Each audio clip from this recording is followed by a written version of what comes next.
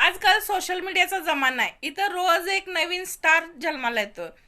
तर काल परवाच घडलेली घटना, रोहिणी सोलापूरची, तिनं रील स्टार होती.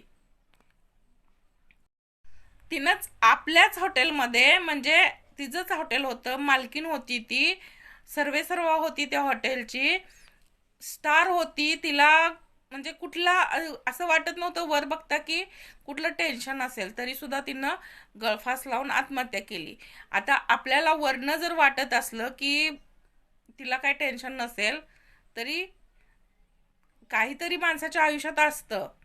आपण असं कुणाला म्हणजे त्याच्यावरच्या सोशल मीडियाच्या लाईफवरनं सांगू शकत नाही की काय असेल ते. काही असू शकतं, टेन्शन असू शकतं, काहीतरी म्हणजे काय काय म्हणतात ती, आपलं आयुष्य संपवणं हा काय पर्याय नसतो. त्यामुळं ह्यातनं काहीतरी मार्ग काढला असता तर तिनं असा विचार करायला नको पाहिजे होता. आत्महत्या हा काय पर्याय नाही आणि असं व्हायला नको पाहिजे होतं. माझ्याकडून तिच्यासाठी भावपूर्ण श्रद्धांजली.